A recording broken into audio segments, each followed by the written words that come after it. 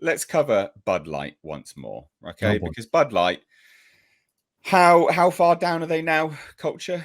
Well, I mean, if you take a look at the average of what they've lost as far as consumption in volume and in sales, they're at least 30% off.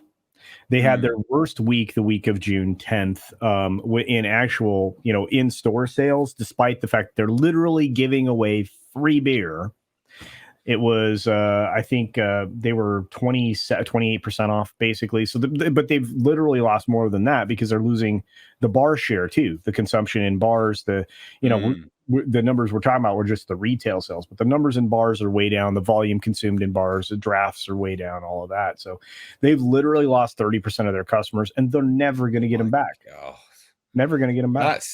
That's it's become like it's cultural now, like it's seeped, it's permeated culture, and at that point you really are screwed. It started as a boycott. People, were sacking it off as a boycott, and that's understandable. Yeah. But now it's permeated culture. It's like FYI, we don't touch Bud Light here in the UK. We actually drink beer. Fair. So it's never been the culture here to drink Bud Light. So you've got a really small demographic. You got one market, effectively just the States, and that's it. You've screwed it. Smart. Well, and it's such a substantial. It's such a substantial share of that one market. I mean, they were the number one beer, and now they're not. It's Modelo Especial, which in every other country is controlled by Anheuser-Busch InBev, but in the United States, it's actually controlled by Constellation Brands, so they can't even win there. They can't even win there. Bad. Well, what they have tried to do now, though, is come out with a new advert, trying to win with the advert. Now, we can't show the advert because there is copyright music in it. What is it? Good Time? Yeah, that track's name, Good Time, or something like that. Some old song, yeah. Some old. Give over, culture. Some old. Was song. it Good Time or was it Rapper's Delight? Yeah, it's Good Times. The 1978 hit. I said a hip hop, a hippie to the hippie to the hip. Hip hop. So unfortunately, we can't show the the advert, but it's not very good anyway. It's a very strange advert for them to come out to. So I had a good old look at this before we sort of got into it. We'll take a look. Can we play it without the music, maybe, or still get nailed? I wouldn't want to risk it with these guys. Right. They're trying to snag money wherever they can. So this is true. This is true. And in fairness, I mean, this kind of an ad a year ago, but it's nothing. It's just a bunch of like old people and young people walking around, opening a Bud Light, just having a think party, about that basically. Though. Like, I think culture's got a point there. If any beer company right now were to do something like this, to where it'd be like, look, it's all about America and positivity and family and all that kind of business and having a good time and a funny advert, they probably would have gotten read at by the left. But I think a lot of other people have been like, oh God, thank God, we can just get back to normal in some cases. You know what I mean? Yeah, like it's everything. So it's like they're so against normal. Yeah. Well, it just looks like a water park, to be fair. Like a lake or something. But this is it. Easy to drink, easy to enjoy. That's their new. That's going to win America, ladies and gents. Well, here's Bud Light. But nothing's changed. They are trying to say that this was a new ad and a new slogan, but nothing's changed. This is the conversation nobody's having.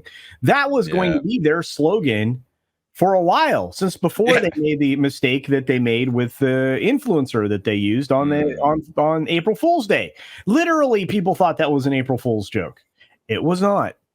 And so so you end up with this whole slogan, easy to whatever, easy to easy to drink, easy to enjoy, easy to tuck someplace, whatever.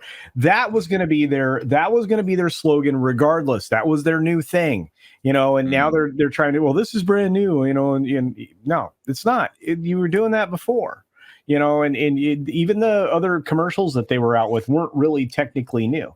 And interestingly enough, I mean, this doesn't seem This doesn't seem to venture outside of their normal DEI stuff anyway. If you just look at the no, it doesn't. Yeah, just look at the makeup of the commercial. So it's just, it is what it is. Yeah, you're completely right. So there were some statements. So it says this: we want to show up in all relevant occasions in summer, backyard barbecues, stadiums, and sports venues, says Todd Allen, an Anheuser-Busch veteran who was recently named vice president of Bud Light in an interview. That's what counts, and that's what we're focused on. Well, yeah, obviously, you want to earn money.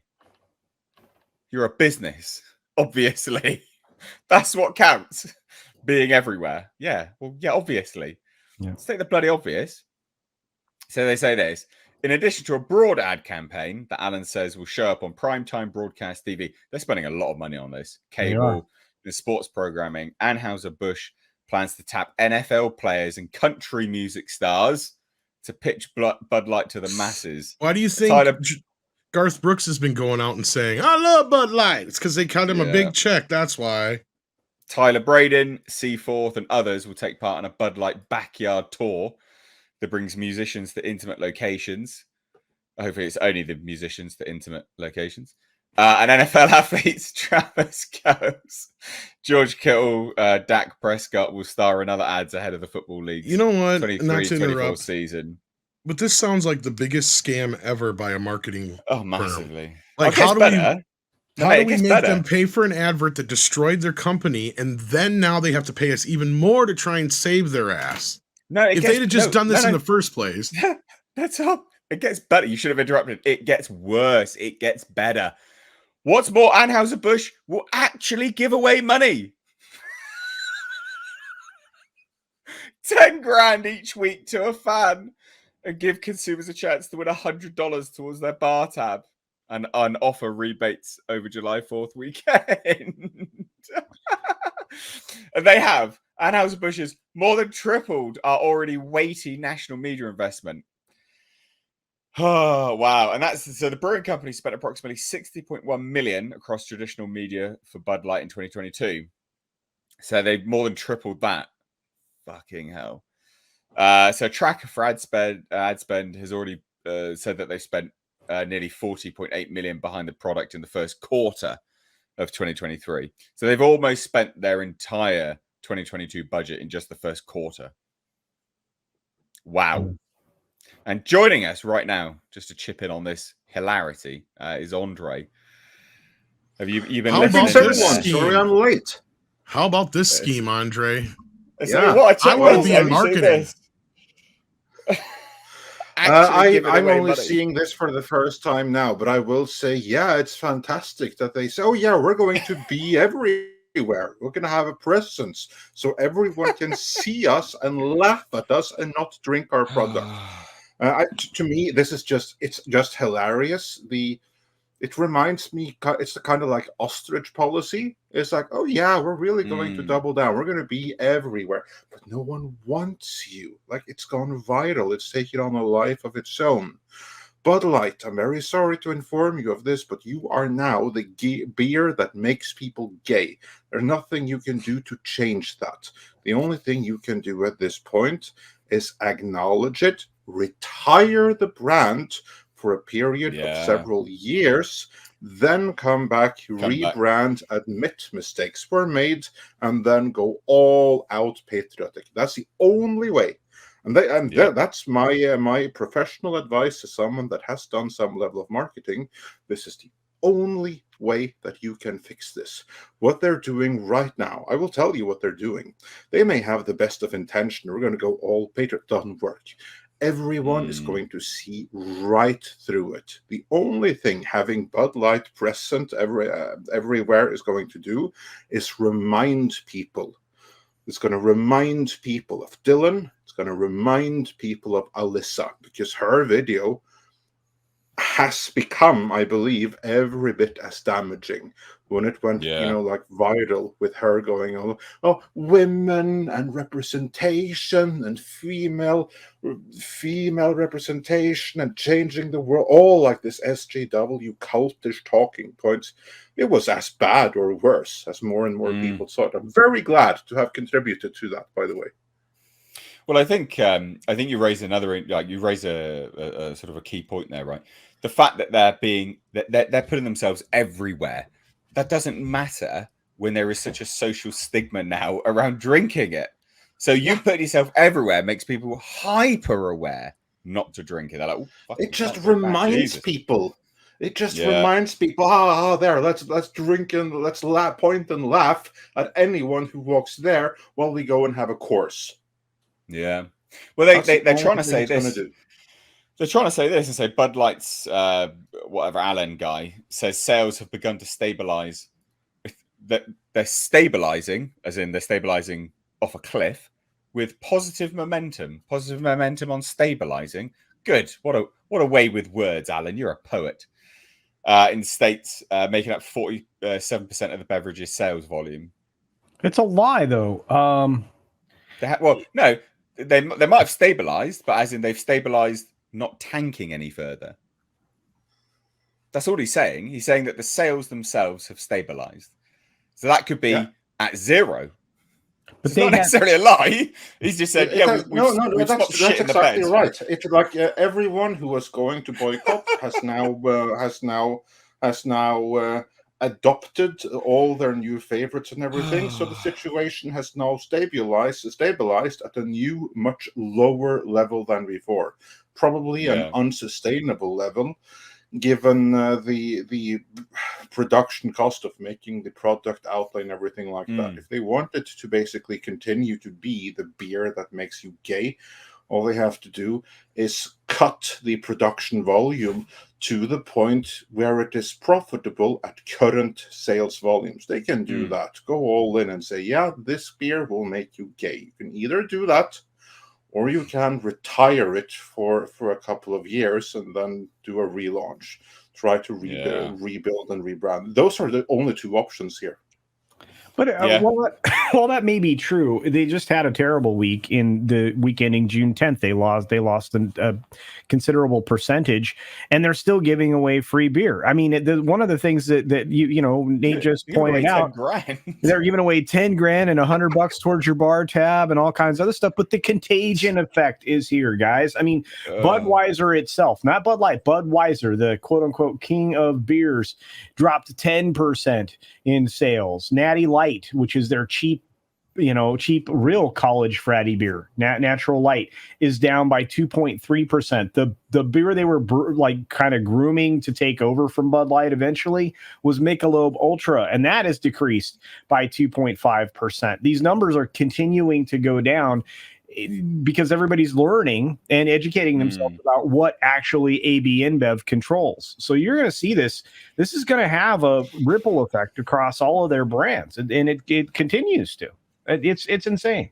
Well, it's funny. They try to spin it at the end. They say, now the hope is to get back to the mission at hand, portraying Bud Light as a beer for many occasions. What I have learned in the past 6 or 7 weeks is that we have deeply passionate fans that love and care about this brand. And for the last 40, we've been the beer of easy enjoyment, says Alan. That's what people expect from us, and that's what we're going to give them. Now, they expect you to stare the fuck out of politics, you dickhead. Yeah, I have the perfect occasion for a beer like Bud Light. I can just like visualize how their new marketing campaign should be. You're a dude at a bar, and you're trying to pick up all of the hot girls, but none of them wants you. And over there's one that's looking at you hungrily, that really wants you. But it's not a girl. It's they, them, with like beard and everything like that. You might even have Dylan Collins do a cameo. And then you're like, I don't really want to, but I'm going to have myself a Bud Light. Okay, fine, whatever, let's go. That's the but it's not going to be one Bud Light, is it, Andre? Come on, because that stuff is so weak. That's the campaign for Bud Light. Beer that makes you gay. That's how they need to... You got to drink like... just before you come in here, Andre, I was saying how this is like a great marketing scheme, right? They paid them to destroy their brand, and now they're paying probably the same people to help and try and reinvigorate their brand. Yeah, marketing is such a fucking isn't scam. That a hell of a scam? I'd like to get on that racket. Yeah, I know. I mean, we should do like some marketing consultancy because we can do it better than them. I mean, you see, I just came up with a perfect campaign that would be perfect for Pride Month. Imagine how many ESG points you'd get for the commercial I just pitched. And I already pitched how to fix the brand if you want to do that. So, yeah. Well, and before you got in here, like I said, was what they're doing now with Garth Brooks and all these other country singers that they're trying to put together. It's like, if you had just done that for your campaign in the first place, you might have gotten a little ire from the left, but nobody would have noticed and you wouldn't have lost all your customers in the process of, like, if they'd have just done that in the first place, plus saved them half the money. Cause like you said, they've spent, what was it, $49 million already this year alone in advertising. Yeah. So basically 41 million in the first quarter of this year. Okay. 41. Already. I mean, but that's insane when their total budget for 2022 was 60. Well, hey, what's more fun than throwing good money after bad? Oh, Jesus. And you haven't even got to the fall yet. Football season's coming. Well, wait, they haven't even initiated what they're going to do now, which is giving away 10 grand a month, as well as all the other stuff. I mean, as well as the adverts and paying everyone, and that's good. But my point is that's like the prime time for beer ads is football season. Yeah, that's usually where they spend the bulk of their money, right? Culture, I'd imagine. Yeah, they spend a ton of money in football. Football has been synonymous with Bud Light for 25, 30 years. They literally were the Super Bowl beer. They spent a lot of money. You had the Bud Bowl and everything, yeah. Yeah, ad campaigns all around it, Bud versus Bud Light, et cetera, et cetera. You had massive funding around it, and they still, to this, most recent years, have been doing the same thing. What's going to happen this year? I imagine you'll see more Miller Lite commercials. I imagine you'll see more Mexican beer commercials like Modelo Especial and et cetera, et cetera. So there's a lot. Get some Desperados up in there, tequila beer. What's really funny is generationally, the current generations are moving away from beer, right? They are. Yeah, that's true. That is true. They're going to spirits and the weird seltzer, wacky doodle stuff. Yeah, I've seen that a lot. He's like alcohol waters or something like that. Yeah, and I'm like y'all, we had this before and it was roundly rejected. It was called Zima. Yeah, nobody drinks that. But it's just very weird. So I don't know. Well, I thought that would make for a very funny introduction video whilst we're waiting for everyone else to sort of get in here.